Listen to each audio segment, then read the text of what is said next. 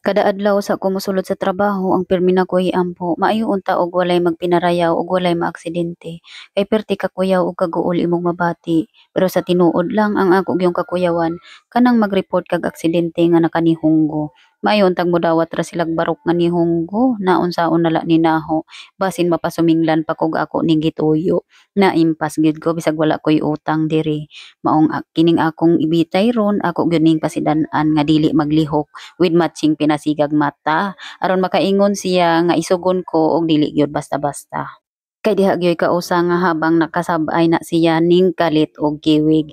Unya nalurat akong mata kay perti na kong lisanga. Unyag mahulog ka diha bugat ra 20 taon ka buyag mapislat ra ko nimo kay dako baya ka kaayo.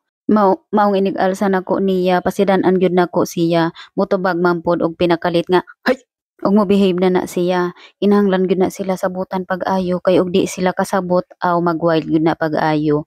Unya og mubog pasensya pareha nako aw ma-challenge gyud ka pag-ayo og diha nimo ma-feel og what if mag-resign kay murag wala gyud ma-align. Charot. Pero sa tinuod lang kada adlaw gyud ko ka-resign nun. Pero buhi og may padayon man gihapon. Di sige gihapon pakig-away aning mga lagas labi nang di kasabot og dili magpatot bras.